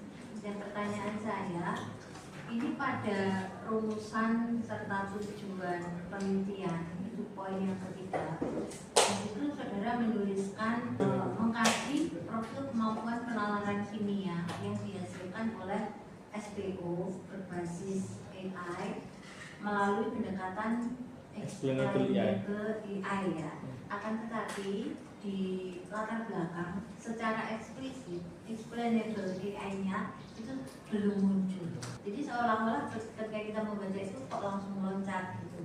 Padahal di bagian latar belakang saudara sudah membahas banyak terkait dengan LLM. Itu silakan kalau memang ini explainable AI-nya itu yang menjadi salah satu tujuan utama, silakan bisa saudara tambahkan di dalam latar belakang. Kemudian yang kedua, pada bagian 1 ini kan sangat menarik ya. Jadi judulnya itu pengembangan SPO. Jadi kalau kita membaca judul, otomatis bayangan kita saudara mengembangkan sistem penilaian otomatis. Nah kita pasti ingin tahu sistem penilaian otomatis itu seperti apa, profilnya seperti apa. Kemudian di tujuan ini yang poin 3 ya, yang dihasilkan itu adalah atau yang menjadi tujuannya adalah mengkaji profil kemampuan penalaran kimia sebagai hasil sistem yang saudara kembangkan. Jadi di sini terlihat satu loncatan lagi. Malah yang bagian utama yang saudara munculkan di judul ini tidak muncul di tujuan, belum muncul di tujuan ataupun di pembahasan ya. Jadi kalau kita tentunya kan kita ingin tahu SPU-nya itu seperti apa. Kalau memang saudara mengembangkan sistem penilaian otomatis tadi, jadi profilnya mungkin bisa secara lebih singkat atau apa gitu, jadi bisa saudara tunjukkan di situ. Karena ini yang memang muncul di judul ini. Kemudian hal yang poin 3 di tujuan penelitian itu sangat menarik. Karena kan penalaran ilmiah tadi berdasarkan argumen saudara, dia bisa melengkapi serta bisa menggantikan dari argumentasi keterampilan argumentatif ya. Nah itu dasarnya sudah sangat bagus. Nah ini juga istilahnya tarafnya lebih tinggi lagi gitu. Hanya yang apa yang kita masih terlewat yang SPO-nya. Nah atau tadi salah satu jawaban ya. Saudara sebetulnya sudah menjelaskan terkait dengan SPO tadi kan ya. Jadi SPO itu dikembangkan mengambil titik temu dari ada dua yang mendasari yaitu Talanquer sama Wendrich and Moon. Ya. Apakah SPO yang dimaksudkan yang saudara hasilkan itu titik temu dari keduanya atau seperti apa? Jadi nanti silakan bisa saudara beri penjelasan terkait dengan SPO yang saudara kembangkan. Oke, kalau sistem penilaian otomatis itu sebenarnya fokuskannya adalah untuk mempermudah analisis terutama ISAI. Karena kalau kita pakai penalaran itu tidak bisa kita menggunakan pilihan ganda. Nah, biasanya kita pakai uraian yang memang dia bisa mendeskripsikan, dia bisa mengungkapkan apa yang ada di pemikirannya dan konseptualnya secara detail dan hierarkis. Nah, yang saya kembangkan itu sebenarnya untuk melengkapi itu. Jadi biar dia itu bisa menilai secara otomatis bagaimana jawabannya dia, seberapa kelemahannya dia dalam menjelaskan masing-masing dimensi itu. Nah, kenapa saya pakai Wendrich dan Moon dan pakai Talanquer? Sebenarnya karena Talanquer itu hanya berbicara tentang bagaimana dasar bernalar. Tapi bagaimana mengungkapkannya, bagaimana menerapkannya, dan bagaimana membahasakannya itu di Wendrich. Nah, dia lebih kesimpulannya kita gabungkan bagaimana dia secara argumentatif bisa menjelaskan penalarannya seperti apa dan secara hierarkis. Nah, itulah yang saya kembangkan di penalaran kimia yang disintesis seperti itu. Ya, berarti kan sebenarnya kan ada sintesanya. Ada. Nah, hasil sintesanya itu sudah terwakili di salah satu gambar mungkin. Di bab 2 sudah ada, saya menggambarkan di sini di pemetaan sintesisnya ini. Di tengah itu sintesis antara kanan itu punyanya Talanquer, kiri punyanya Wendrich, kita gabungkan sehingga di tengah itu kan muncul. Ini sebenarnya ada menggabungkan bagaimana konsep berpikir dan konsep membahasakan. Ya, berarti kan ini sebetulnya kan temuan saudara intinya kan di ini di poin yang tengah itu dari saudara mensintesa dari dua sumber tadi.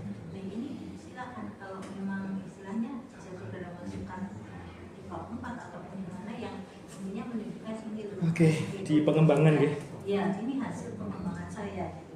Berdasarkan ada proses sintesa, kemudian beberapa proses yang lain. Oke. Tapi sebelumnya Baik, terima kasih. Yang lain saya sampaikan secara tertulis. Sukses untuk Mas. terima kasih Bu Betty. Berkomaskannya perbaikan disertasi Mas Gilang. Selanjutnya bagian saya Mas Gilang. Yang pertama saya ucapkan selamat ya. Tadi juga konsul Prof. Katanya konsulis sudah diminta ketua berumah terus ya udah diizinkan gitu ya konsulis bisa segera maju ke Semkas supaya semester kemarin itu ada hasilnya. Jadi apa ya istilahnya gak kosong gitu ya. Ujian berikutnya nanti bisa. Yang pertama selamat. Kemudian yang kedua tadi terkait dengan panduan. Karena memang kemarin kan ada pertanyaan di antara lampiran dengan buatan tubuh di panduan kan berbeda. Kemarin saya sudah konfirmasi ke Prof Fitria memang yang lampirannya itu belum diedit. Kalau di batang tubuh kan hanya dipresentasikan di dalam slide. Ya, jadi semoga segera direvisi betul oleh Gilang. Yang pertama, yang kedua, saya nggak nyaman tadi disebut-sebut kuliahnya Prof Nurma, kuliahnya Prof Nurma jadi balik. Ya, maksudnya tadi udah diingetin Bu Murni ya, jadi terkait dengan besok lagi kalau presentasi itu juga mestinya di seminar apapun tidak disebutkan itu. Tidak apa-apa, saya senang nih, saya tersanjung juga, tapi sebenarnya kalau secara ilmiah kurang pas. Kemudian selanjutnya, karena di sini itu fokus ke talent care. Padahal kan publikasi talent care terkait dengan reasoning itu kan baru tahun 2018. Betul. Dan kenapa Mas bilang itu benar-benar maksudnya dengan segala teori konstruktivis, teori teman lain, dia sampai ke subbab khusus di bab 2 kok ada talent care. Padahal sebenarnya secara grand teori saja beliau belum rilis hanya sebagai dari publikasi-publikasi. Ada Betul-betul sebenarnya saya pernah diskusi dengan teman kan by email. Banyak by email dan sempat 2 kali Zoom ngobrol dengan beliau. Sebenarnya kan dari sebenarnya awalnya ke mengarahnya ke chemical thinking. Chemical thinking itu kan terlalu luas. Ketika chemical thinking terlalu luas, sebenarnya pendasaran chemical thinking yang paling jelas untuk konseptual itu adalah reasoning itu bagaimana dan hierarkis dan jelas. Oke, bisa. Antara publikasinya talent care kan chemical thinking, Iya. Weinrich juga bicara terkait causal reasoning, tapi tidak ada istilah chemical reasoning. Di publikasi kan tidak ada sama sekali. Tidak ada. Bahkan Mas Gilang juga skip salah satu publikasi beliau yang grand juga di tahun 2021. Ada satu publikasi yang saya tulis di sini. Ada publikasi yang Mas Gilang skip publikasinya terkait chemical kan multifaceted chemical thinking. Jadi tidak ada di referensi sama sekali. Padahal itu justru brandnya dari situ, punyanya Karanken. Muncul listrik juga dari situ. Jadi saya belum lihat itu ya. Multivas 2021. Ya, Sudah Journal of Chemical Education. Dan termasuk tadi hasil Zoom, FGD terkait chemical reasoning itu bisa muncul sebagai definisi ilmiah. Oh, ini adalah komponen ini kan harus muncul sebagai bagian karena dalam publikasi kan tidak ada Mas Gilang. Jadi Mas Gilang harus perlu tadi misalnya saya sudah 2 kali Zoom, termasuk beliau juga memvalidasi itu perlu dirumuskan di sini dalam pengembangan konsep chemical reasoning. Itu ya, itu bisa ditambahkan nanti, tidak apa-apa. Terus selanjutnya yang ini ya, Wandi itu kan mahasiswanya talent care kan? Mahasiswa talent care. Ya, ada 2, sama satunya Mun juga. Ya. Jadi 2 konsep sama tapi dibuat 2 publikasi. Sebenarnya beliau juga ada di tulisan Weinrich ya, talent care ya. Jadi sebenarnya bukan menggabungkan tapi lebih mengembangkan dari konsep beliau itu. Itu juga mohon bisa disesuaikan. Terus selanjutnya Mas Gilang untuk bagian yang di di bab 2 itu mulai dari kenapa tadi Bu Muri tanya karakteristik assessment, automatic assessment ini.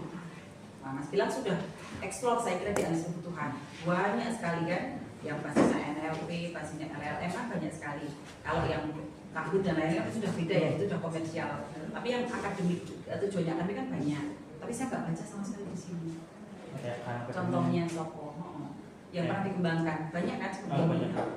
Mas Gilang nggak melakukan analisis kebutuhan ini. Jadi akhirnya kenapa kok munculnya jadinya basisnya web?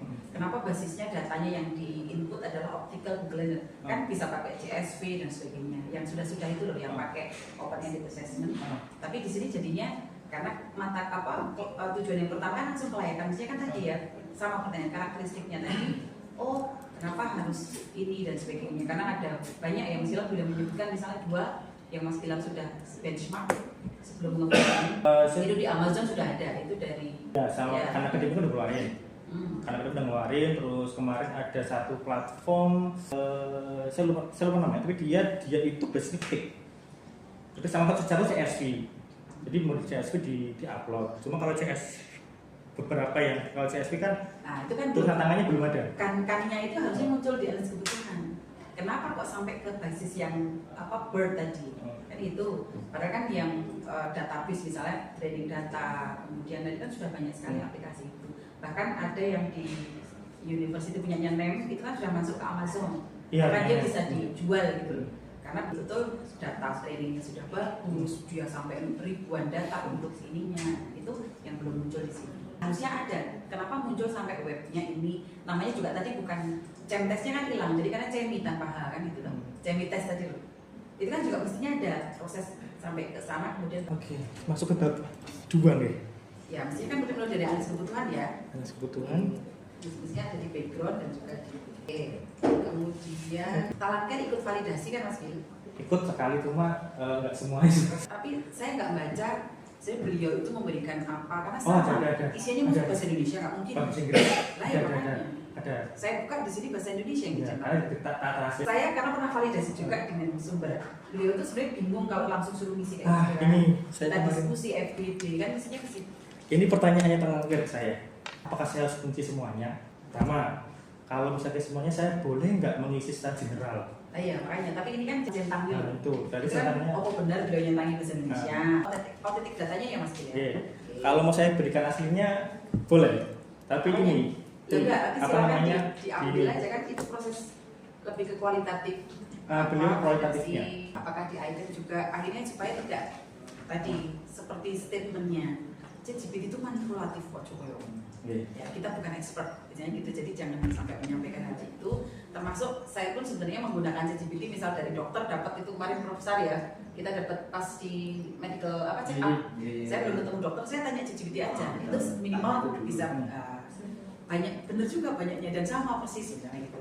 Jadi sebenarnya kata-kata intelektual ini jangan juga disampaikan, hanya kelemahannya apa belum terverifikasi dan sebagainya. Tetap human scoring itu yang paling benar kan, itu yang sepintar-pintarnya mesin. Terus ada tambahan lagi yang belum muncul di bab 4. Bagaimana Mas bilang men-training data tadi yang dari mahasiswa berapa? 2000? Enggak, kalau yang RAD-nya itu kan pakai sistem. Itu kalau yang itu kan cuma 300 tapi kita berulang-ulang. Oke, berulang-ulang. Maksudnya berulang-ulang di training data. Terus bagaimana interaksi dengan human scoring? Human scoring jadi gini, saya timnya Di sini nanti di bab berapa? di bab 4 ada di pelatihan data dan pelatihan pemilihan human scoring. Jadi human scoring itu kita latih dulu. Mereka sebenarnya memberikan kesepakatan kalau misalnya paling berapa sesuai dengan rubrik. Terus habis itu mereka melakukan penilaian 2 orang. Kadang-kadang beda nih, 1 per 2. Nanti kalau 2 ini baru kita mau pakai yang mana? Sebagai dasar human scoring. Ada interaksi antara kenapa bisa muncul rubrik yang A itu kan tidak hanya dari big datanya, tapi ya human scoringnya tuh Mas. Jadi rubriknya Mas bilang itu cuma validasi terus bagian human scoring. Di interator sih itu cuma dari interatornya itu bagaimana tadi pilih interator kedua Kan interator ini ini apa namanya confusion metric. Sebentar, ada kayaknya ada confusion metric itu belum masuk ya, tapi confusion masuknya ada confusion metricnya ada. Sebentar bro, ini ada bro. Dan itu kan coba tambahkan. Di lampiran ada kesulitan. Jadi ada beberapa hal supaya memang tadi jadi kesan kompleksitinya itu bisa berkurang dari beberapa hal yang mulai dari pendahuluan sampai akhir yang bisa kita. Ini dari saya itu saja. Bapak Ibu ada tambahan dari Dewan Masjid? Dan kalau juga tidak ada, kalau tidak ada waktu saya skors dulu Mas Gilang untuk beberapa saat untuk kami diskusikan hasil hari ini. Ya, boleh bisa ulangan juga. Alhamdulillah bagus semua. Sekali ya. Tadi cuman bocah ini kan levelnya ya Allah. Nanti kan jangan sampai iya, jadi saking cerdasnya itu iya perlu di S2 ya wonten S2 pendidikan kimia kalau Mas Gilang Tapi artinya dokternya bisa diakui ya? Bisa. Artinya dokternya bisa diakui Bisa. ya? Ya nanti yang baru Bu Stella Christine Bisa ya? itu kan dulu kan macetnya kan itu. iya Macetnya kan gara-gara itu PNS terus daripada tidak macet. Kita bayar UMS dulu. Kanggo pokoknya bulan dulu selesai. Nanti kalau misalnya nanti yang kedua kebetulan kan ada tawarannya dari Korea itu. Tapi semuanya semuanya malah pintar. Dulu sebetulnya sudah mau ke Taiwan ya. sudah Tapi daftar harus beasiswa. bayar berapa gitu terus akhirnya dari cover UNS harusnya 2N+1 ya mengabdi di UNS ya. karena beasiswa S3 beliau Iya, oh, akhirnya saya matur sama Prof Yunus. Oh. Prof Yunus gimana ini ya kemarin saya matur ini wis mbak aku. berarti ini masih satu semester lagi bro masih satu semester lagi atau tidak atau mau di untuk revisi kemudian tadi ujian tertutup semester gasal ini kan kalau luaran kan sambung Iya. berarti sebenarnya kalau ujian cukup dipublikasikan saja tidak perlu sampai prosedur. Oh, berarti itu sudah Mbak. Jadi kemudian Prof dia sendiri menganu pas kita rapat dulu Prof lampiran itu belum diedit sama yang peraturan rektor lama. Makanya kan accepted yang di atas, yang di bawah juga masih dipublikasikan, jadi publish gitu. Iya. Akhirnya kita panggil yang udah yang di atas. Ya. Kalau artikel jurnal accepted, J. jadi bukan publish. Iya. Tapi kalau di bawah di lampiran itu masih dipublikasikan. Kemarin sudah protes di senat yang belum dibetulkan. Jadi accepted saja sudah bisa. Tapi unconditional. Kadang kalau misal accepted belum bayar, terus nanti nggak jadi bayar. Nggak jadi dibayar. Iya, Mas Karena Loris. baru 2 juta nggak jadi dibayar, lagi editor. Oh, editor ya. Lagi makan lagi. Baru terakhir kemarin itu artikel. Oh, Pak Ibu di 88,3. Ada cuti. Harus selang satu. Tapi cuti itu sekarang dihitung masa Iya. Apa enggak? Iya, di peraturan yang baru. Berarti Permen 4 ya? 3, peraturan rektor. Berarti 4. Berarti 4 tahun ini. Iya. 8 semester ini. Ya itu yang agak kurang menarik. Jadi kok dihitung masa ya. Alhamdulillahirobbilalamin. Terima kasih teman-teman semuanya dan juga Mas Gilang sudah kembali ke ruangan 201 ya, ruang bersejarah untuk teman-teman tiga ini ya. Mas Gilang, Mas Dimas Gilang Ramadhani. Setelah para dewan penguji mendiskusikan hasil khas dan kelayakan aplikasi Mas Gilang, maka Mas Dimas Gilang Ramadhani dengan NIM T852108004 dinyatakan lulus ya dengan revisi. Di setelah hasil ini kemudian kita berikan maksimal 3 bulan. Ya. Mas Gilang bisa menjelaskan secara Yes, Pak. ya. Oke, kami ucapkan selamat kepada Mas Gilang untuk keberhasilan ini. Semoga nanti bisa disusul oleh mahasiswa lain yang seangkatannya masih ada atau sudah Tinggal lulus? Bumita. Oh, Tinggal Bu Paramita. Paramita. Oh, Di Dwi nanti. Bukan BD1. Pak Bang, Pak Nah. Bang. Oh, itu. Pak Bangun, Bumita, Bu Dwi. Ini nanti ujian. Tinggal Bumita ini. Kemarin kan agak lama itu karena nggak yakin terkait tugas belajar itu. Betul. Tapi kan Pak Gustela Kristi kan sudah Sudah. mengubah birokrasinya, jadi semoga nanti bisa dilaksanakan diakui untuk gelarnya. Ya. Saya ucapkan terima kasih sekali lagi kepada Bapak Ibu Dewan Penguji yang sudah berkenan menteri, Taman Sosial itu Prof. Jauh-jauh dari Semarang ditemani